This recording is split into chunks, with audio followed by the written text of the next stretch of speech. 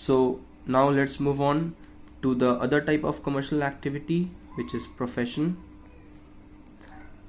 So what is a profession? Profession is also an economic activity. It is also a commercial activity. We can call it is an occupation.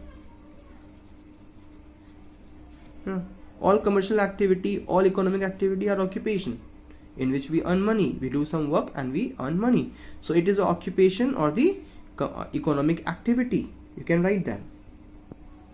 But over here, you are not producing anything like businessmen, but what you are doing, you are applying your knowledge, you are applying your skills, you are providing service to someone. Like if you are a doctor, you are providing your service to your patient, and in return you are charging fee for that. Okay, so it requires knowledge. Everyone can't become a profession. Everyone can't become a doctor or a chartered accountant or a engineer. It requires you to gain knowledge and skills. So the person who gains knowledge or skills to earn a living is known as professional.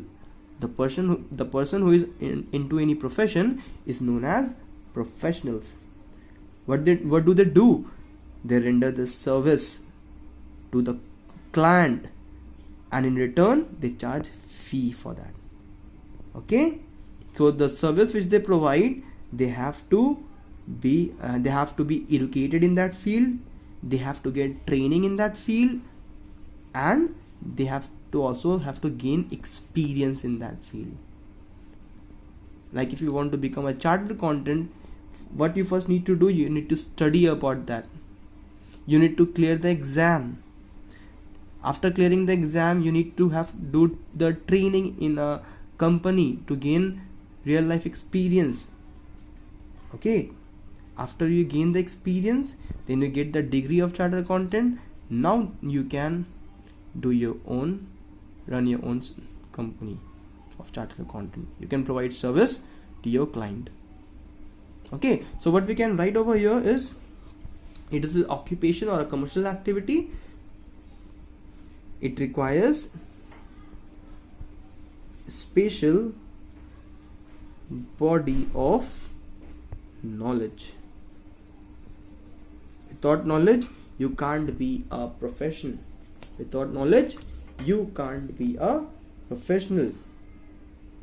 So you have to have a specialized body of knowledge in that profession. Okay, so you have to learn that knowledge. Second thing about being a professional is, you have to get a formal training. After doing your study, you need to get a formal education and training. Okay, in order to acquire that professional qualification, it is essential to get a training in that profession. Without training, you won't be able to have a real life knowledge.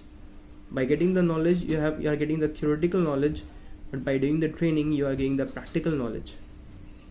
Once you are getting the formal training, the third feature which we can write is restricted entry. Why it is a restricted entry?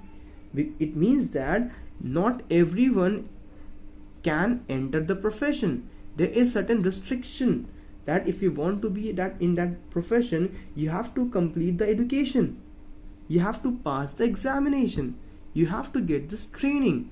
Only then you can enter into certain profession. Okay, without the knowledge, without the clearing the examination, without getting the training, you can't get entry into certain profession. Next is, there is a professional association. Association means a group. Okay, so every profession has a association. What is a professional association? A professional association is a statutory body, and its membership is essential. You have to be a member of that association, then only you can enter into that profession.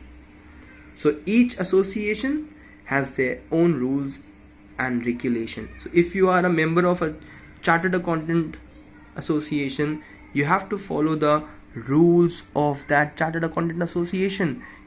If you are not abiding to the rules, if you are breaking certain rules, it may happen that your professionalism may be taken away.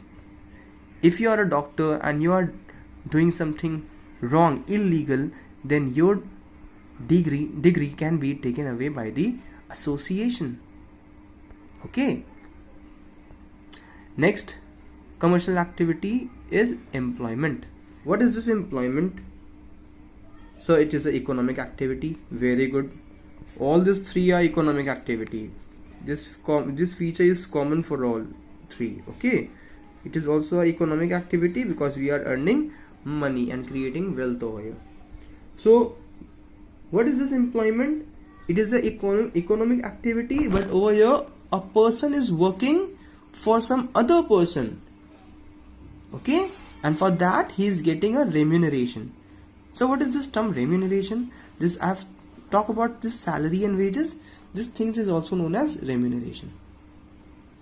Okay, so the person who is working in a company is known as employees, and the person who has given the work, who is the owner, is known as the employer. Okay, so employee works under the employer. Okay, so the employer is the owner of the company. Suppose that businessman is the owner of his business, he is the employer. He may employ a person known as employee. Clear? So the employee gets a remuneration. It is an economic activity where he gets what? He gets the employee gets a remuneration for giving the service to the employer. Okay. Next thing which we can write is the employee perform the work assigned to him by the employer as per the term and condition of the employment. That means the employee does only that work which the employer asked him to do, for which he has been employed. It is all written in the agreement. The terms and condition, while getting the job, the employee gets an agreement over there. All the job structure, job description is being given that this kind of work you need to do. The employer is very specific about what kind of work he expects from the employee. Okay, so it is a agreement. It may be in a oral form or it in a written form. Basically it is in a written form, a formal agreement. Okay, so the employee works according to the need of the employee, the employer. So the employer guides the employee. The employer controls the employee that you need to do the work in this way, the way in which the employer wants him to do. Okay, so the company in which the employee is working, it may be a private company. That means the employer, the owner of the company, may be of a private firm or the government department. A government may be the employer. The person who works in a government department are known as government employee also. We know that, right? Government employee. The person who is working in a government company is known as government employee, and over there government is the employer.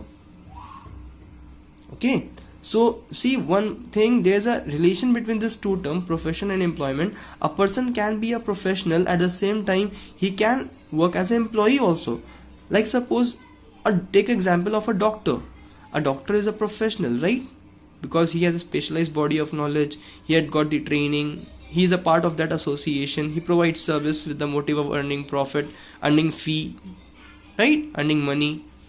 But if that doctor is working in a hospital under an employer, then in that case he will be called an employee of that hospital, isn't it?